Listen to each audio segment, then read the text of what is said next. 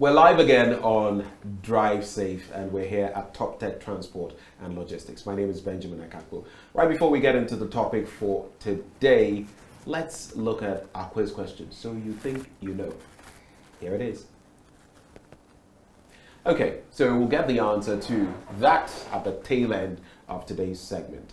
We're here with the CEO of Top Tech Transport and Logistics, Cecil Gabra, once more. Always a pleasure to be here. Thank you once more. Thank you, Ben. And I'm also pleased to welcome you to my humble abode. Today, I'd like us to look at bus driving and the causes of accidents with buses involved. We've had some gory accidents this year with buses involved. You remember the incident where some students were traveling back to school, University of Education Winneba students. We also have the one where involving some Chinese who were burned to a crisp in there, and how we can prevent such accidents. The ball is in your court. Well, thank you so much. Whenever there's any accident, bus accident or accidents, and then I have a call from any station, in fact, I just tell them one thing: this is just the beginning. Yes, because it will happen again. It will happen because we don't take road safety serious in this country. If we are to advise ourselves on the 4 technical E's that we have in driving, I think that will go to stop the accidents. And then the biggest is enforcement and education. Right now, if I pick the buses, I ask myself these first questions. Who authorized this bus to be used? Has it gone through the various checks? Is it roadworthy? Is it roadworthy? That is it. Have you ever seen any bus going through DVLS system to check their roadworthy and so on? But they have the stickers. They have the stickers. So that's a big question mark. That calls for an investigation. How did they manage to get these stickers, and why are they roadworthy if they are not? Some of the buses are rusted, and then they just patch them and paint them and so on. Are they carrying good ties? Who checks this? What about the driver himself? What about the speed limit? Every bus must have speed limiters installed in them so that they cannot drive after 80 kilometers per hour. They are supposed to carry logbooks, and then they need tachographs. The drivers must fill them up. And in addition, I'm calling for another enforcement where the National Road Safety Authority will even have jobs for people. I know Mr. Adontin is listening to me, right. And he's the new boss, acting boss. I'm just praying very hard that his position will be confirmed, because I've been working with him.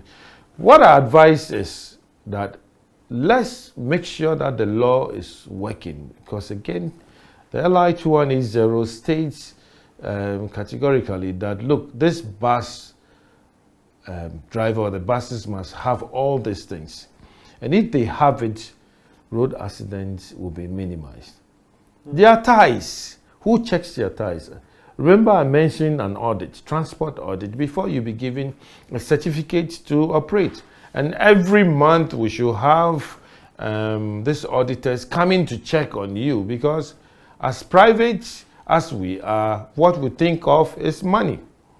If the bus is not even good, we'll say, take them for one trip and come, we'll repair it with the money that you raise, which is so wrong.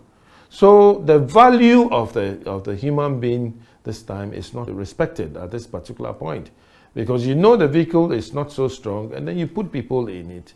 As my people will say, and then collect your money. So we need an audit for those transport companies to find out whether their vehicles are roadworthy and so on. Their drivers, are they trained? If they are not trained, bring them. We'll train them for you. It entails a lot. It is not an issue of go and sit in behind the steering wheel and then go. So that is why we will have a lot more of accidents. We need speed limiters to control their speed. Right. And even in the evening, we should have laws. How many drivers sit in the bus? At least we should have 3 buses. And it gets to a point in time we need to change whether we like it or not, because we are going for a long journey. You say we should have 3 buses. I think 3 drivers. 3 drivers. Yes, rather, that's right? what I mean. 3 drivers in the bus that we need to, depending on the journey, we need to be changing. And then other drivers need to be monitoring, and we need monitors also in the vehicle, because you are carrying maybe 60 passengers.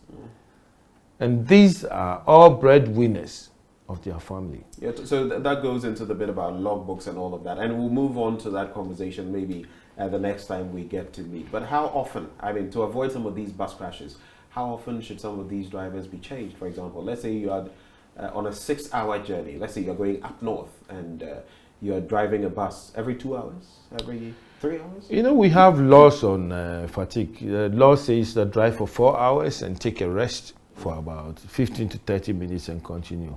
But then for we road safety advocates, we always say that drive for 2 hours, get everybody in the vehicle to come out and stretch, at least for about 5 minutes. That's why I'm praying that we have a lot of stops, like what we have at on the Kumasi Road, Lindado. We have many of it, so that even for every hour, everybody stops.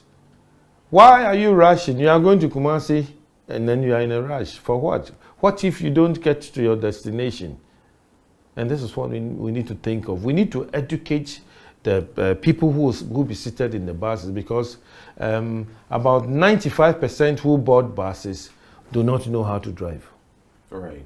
And so when the driver is misbehaving, they don't know what to say. If the driver is speeding, others are so happy, oh, you be drone them. But it is so risky. What about the ball joints of this vehicle? What about the steering rack? When was it serviced?